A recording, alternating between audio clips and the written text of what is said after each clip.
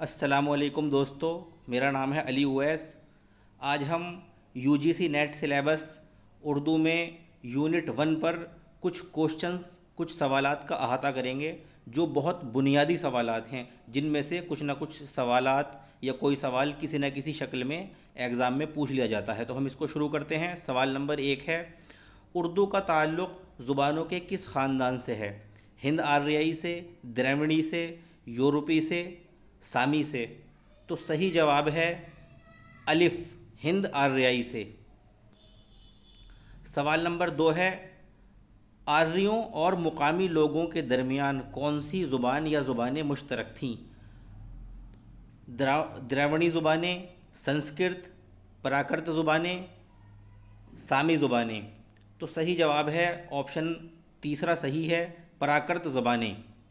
جو آریہ آئے تھے باہر سے اور جو ہندوستان کے مقامی لوگ تھے، ان کے درمیان جو مشترک زبانیں تھیں آپس میں بات چیت کرنے کے لیے، وہ پراکرت زبانیں کہلائی تھیں۔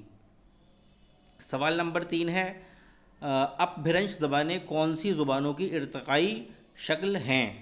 تو آپشن ہے سنسکرت بولیوں کی، یورپ کی زبانوں کی، دراوڑی زبانوں کی، پراکرت زبانوں کی؟ تو صحیح آنسر ہے ڈی آپشن، چوتھا آپشن، پراکرت زبانوں کی۔ جو اپبھرنش ہیں وہ پراکرت زبانوں کی ارتقائی شکل ہے، یعنی پہلے پراکرت زبانیں وجود میں آئی تھیں، پھر اس کے بعد ان میں کچھ تبدیلیاں رونما ہوئیں، تو وہ جو زبانیں وجود میں آئیں انہیں اپبھرنش کہا گیا۔ چوتھا سوال ہے، کھڑی بولی کا علاقہ کون سا ہے؟ نواح دہلی سے نواح متھرا اور آگرہ تک کا، نواح دہلی سے نواح میرٹھ تک کا، مشرقی اتر پردیش کا، دکنی ہند کا؟ تو صحیح جواب ہے دوسرا آپشن، نواح دہلی سے نواح میرٹھ تک کا۔ یہ علاقہ کھڑی بولی کا علاقہ ہے، اور مسعود حسین خان نے اسی کو اردو کی جائے پیدائش قرار دیا ہے۔ اس کے بعد سوال نمبر 5 ہے، اردو برج بھاشا سے نکلی ہے، یہ قول کس کا ہے؟ سہیل بخاری کا، الطاف حسین حالی کا، محمد حسین آزاد کا؟ یا چوتھا آپشن ہے سر سید کا؟ تو اس میں صحیح جواب ہے تیسرا آپشن، محمد حسین آزاد کا۔ محمد حسین آزاد نے آب حیات میں کہا ہے کہ اردو زبان برج بھاشا سے نکلی ہے۔ چھٹے نمبر پر سوال ہے، پنجاب میں اردو کی پیدائش کا نظریہ کس نے پیش کیا؟ محمود شیرانی نے، محی الدین قادری زور نے، شوکت سبزواری نے، یا گیان چند جین نے؟ تو صحیح جواب ہے پہلا آپشن، محمود شیرانی نے۔ پنجاب میں اردو کا نظریہ حافظ محمود شیرانی نے دیا۔ اب اس کے بعد سوال نمبر 7 کی طرف چلتے ہیں، اردو کی ولادت کے تعلق سے نصیر الدین ہاشمی نے کون سا نظریہ پیش کیا؟ میرٹھ میں اردو، پورب میں اردو، دہلی میں اردو، دکن میں اردو؟ تو دوستو نصیر الدین ہاشمی نے جو نظریہ دیا وہ دکن میں اردو کا ہے۔ آپ کی کتاب بھی اس نام سے ہے جو آپ کی تصنیف ہے، اسی میں آپ کا یہ نظریہ دیکھنے کو ملتا ہے۔ سوال نمبر 8، دہلی اور مغربی اتر پردیش کو اردو کی جائے پیدائش کس نے کہا؟ تو یہ وہی بات آ گئی جو پہلے پیچھے سوال گزرا تھا۔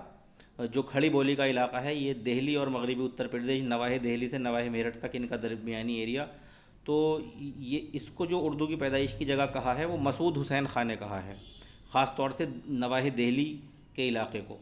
اب سوال نمبر 9 ہے، سید سلیمان ندوی نے اردو کی ولادت کے حوالے سے سندھ میں اردو کا نظریہ اپنی کس تصنیف میں پیش کیا؟ درست نام کی نشاندہی کیجیے، یعنی وہ کتاب بتانی ہے ہمیں، اس کا درست نام کی نشاندہی کرنی ہے جس میں سلیمان ندوی نے سندھ میں اردو کا نظریہ پیش کیا تھا۔ تو آپشن پہلا ہے نقش سلیمانی، دوسرا نقوش سلیمانی، تیسرا نقائش سلیمانی، چوتھا منقوش سلیمانی؟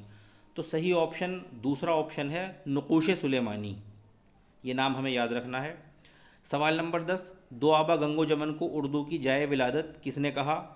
دوآبہ گنگ و جمن، گنگا اور جمنا کے بیچ کا علاقہ، یہ اس وقت میرٹھ، مظفر نگر، سہارنپور کے علاقے کو کہا جاتا ہے، اور اس میں اردو کے نظریے کو پیش کس نے کیا؟ سوال یہ ہے، تو آپشن ہے سہیل بخاری نے، محی الدین قادری زور نے، شوکت سبزواری نے، خلیل الرحمن اعظمی نے؟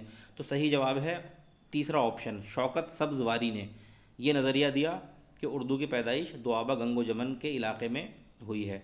سوال نمبر 11، اردو کے ابتدائی زمانے کے نقوش کس کے کلام میں دیکھنے کو ملتے ہیں؟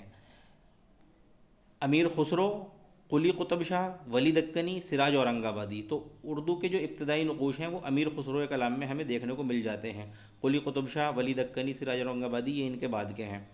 امیر خسرو کے اشعار میں اس اردو کی جھلک دیکھنے کو ملتی ہے جو اب ہمارے سامنے ہے، اس کے ابتدائی نقوش۔ تو صحیح جواب ہے امیر خسرو۔ اب سوال نمبر 12، اردو کا ابتدائی زمانہ نامی تصنیف کس مشہور نقاد کی ہے؟ سید احتشام حسین، کلیم الدین احمد، مجنو گورکھپوری، شمس الرحمن فاروقی۔ تو دوستو صحیح جواب ہے چوتھا آپشن، شمس الرحمن فاروقی، اردو کا ابتدائی زمانہ۔ اور یہ کتاب بہت اچھی ہے، اس کو آپ لوگ لے کر پڑھ بھی سکتے ہیں، اس کا مطالعہ کر سکتے ہیں، اور اس کے مطالعے کا خلاصہ ہم بھی اپنی کسی ویڈیو میں پیش کریں گے انشاءاللہ۔ سوال نمبر 13، اردو ساخت کے بنیادی عناصر کس کی تصنیف ہے؟ یہ ہیڈنگز ہمارے سلیبس کی بھی ہیں، ہمیں ویسے بھی تیار کرنی ہے، اور ان تصانیف کے نام بھی ہمیں پتہ ہونے چاہیے۔ آپشن ہے حسن عسکری کی، رام بابو سکسینہ کی، نصیر الدین ہاشمی کی، یا نصیر احمد خاں کی۔ تو اردو ساخت کے بنیادی عناصر یہ تصنیف ہے نصیر احمد خاں کی، چوتھا آپشن درست ہے، نصیر احمد خاں۔ سوال نمبر 14، مراٹھی زبان کا اثر کون سی اردو میں پایا جاتا ہے؟ کون سی اردو سے مراد اردو کی کس بولی میں پایا جاتا ہے؟ پہلا آپشن لکھنوی اردو میں، پھر دہلوی اردو میں، اس کے بعد ہے دکنی اردو میں، اور آخر میں ہے کسی میں بھی نہیں پایا جاتا۔ تو اس کا صحیح جواب ہے تیسرا آپشن، دکنی اردو۔ دکنی اردو میں مراٹھی زبان کا اثر پایا جاتا ہے۔ سوال نمبر 15، پنجابی کی یعنی الف مد اور نون غنہ کا اضافہ کر کے مذکر اور مؤنث کی جمع اردو کے کس علاقے کی پہچان ہے؟ مذکر زال سے ہوگا، یہ کچھ مس پرنٹنگ ہے۔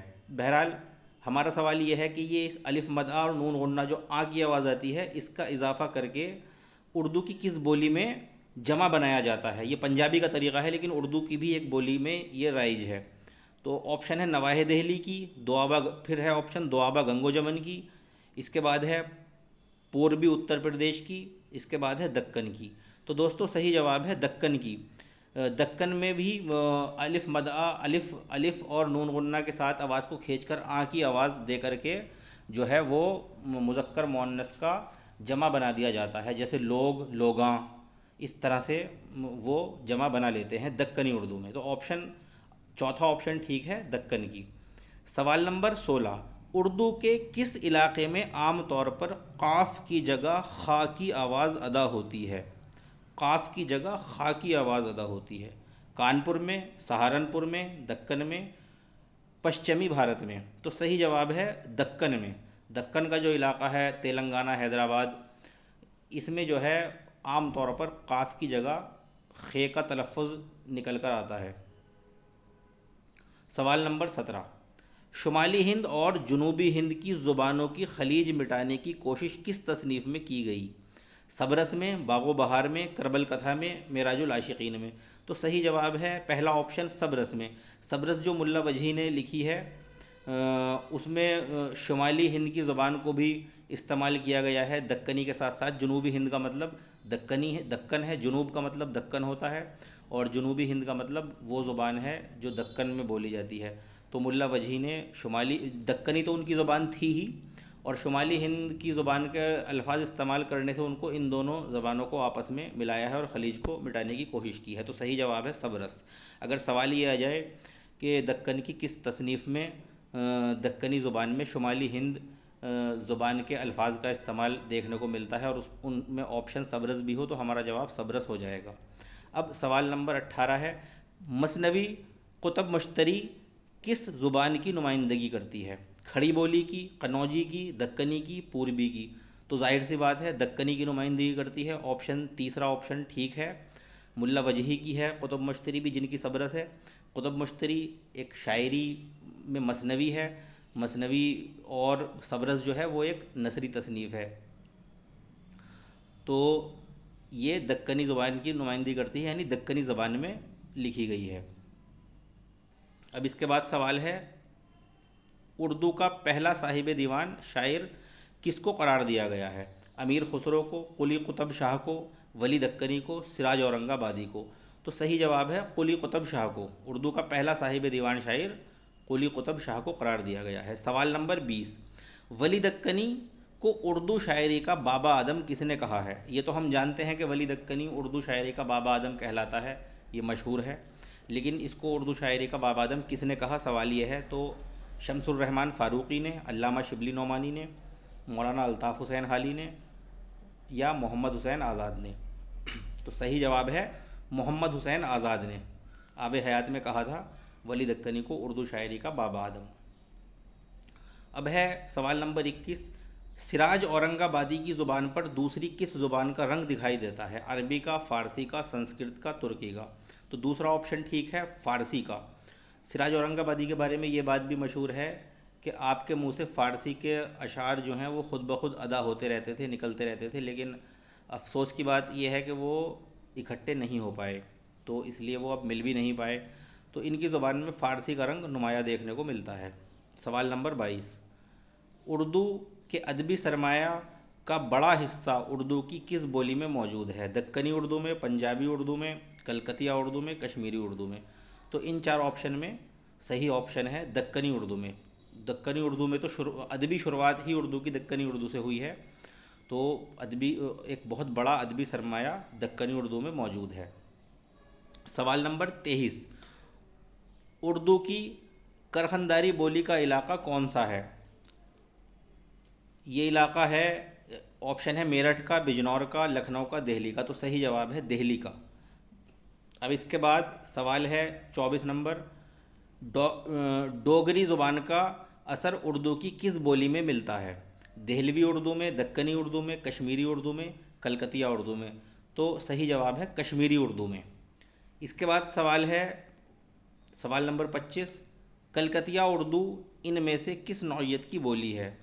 سماجی، سیاسی، معاشی، ادبی؟ تو صحیح جواب ہے پہلا آپشن سماجی۔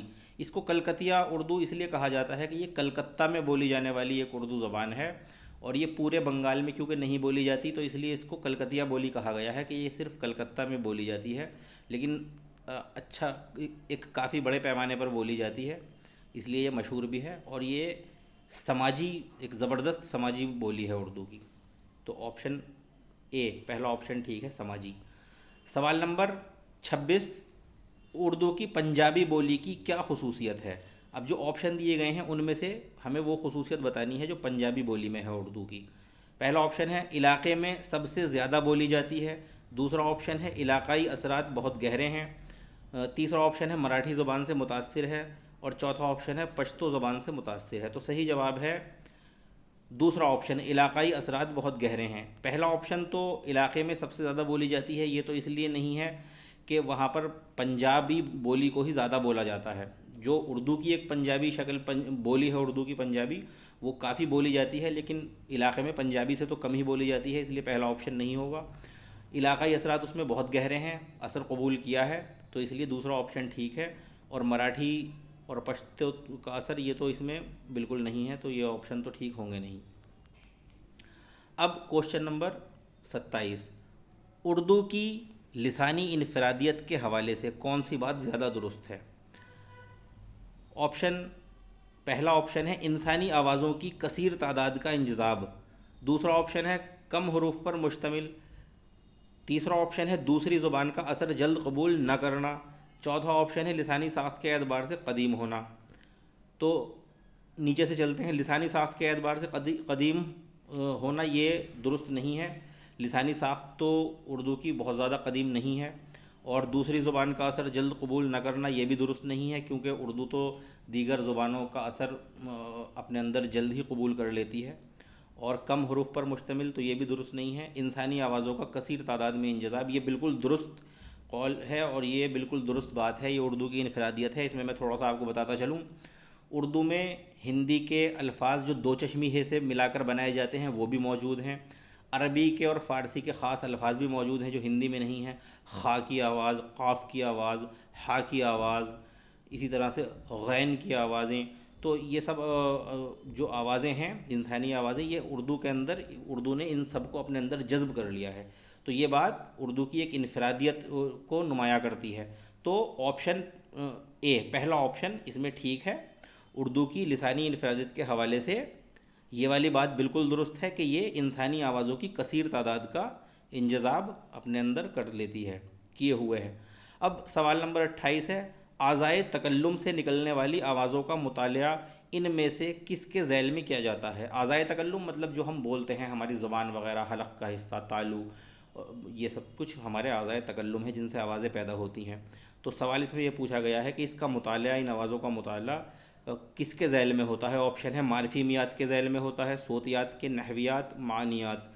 تو یہ جو ہوتا ہے یہ صوتیات کے ذیل میں ہوتا ہے۔ صوت آواز کو ہی کہتے ہیں، عربی کا لفظ ہے، تو صوتیات کے ذیل میں اعضائے تکلم سے نکلنے والی آوازوں کا مطالعہ ہوتا ہے۔ دوسرا آپشن درست ہے۔ سوال نمبر 29، صرفیات ان میں سے کس کا مترادف ہے؟ نحویات کا، معانیات کا، فونیمیات کا، معرفیمیات کا؟ تو صرفیات جو ہے وہ معرفیمیات کا مترادف ہے۔ اس میں بھی الفاظ کو دیکھا جاتا ہے، الفاظ کی اسٹرکچر کو بھی دیکھا جاتا ہے، لفظوں کو، تو اس کو صرفیات بھی کہتے ہیں اور اسی کا نام معرفیمیات بھی ہے۔ سوال نمبر 30، معرفیمیات کے ذیل میں ان میں سے کس کا مطالعہ کیا جاتا ہے؟ حرف کا، جملے کا، لفظ کا، معنی کا؟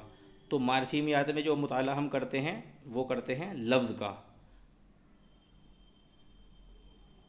اب اس کے بعد جو ہے سوال نمبر 31 ہے، نحویات کے ذیل میں کون سا مطالعہ مقصود ہوتا ہے؟ جملوں کی بناوٹ کا، الفاظ کی بناوٹ کا، علم لغت کا، یا پھر لسانی پہلوؤں کا؟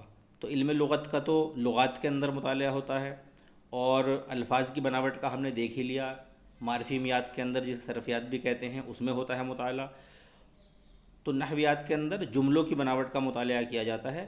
پہلا آپشن بالکل درست ہے۔ سوال نمبر 32، لفظوں اور جملوں کے مطالب سے بحث کس علم کے ذیل میں کی جاتی ہے؟ صرفیات کے ذیل میں، معانیات کے ذیل میں، نحویات کے ذیل میں، فونیمیات کے ذیل میں؟ تو صحیح آپشن ہے دوسرا آپشن، معانیات کے ذیل میں۔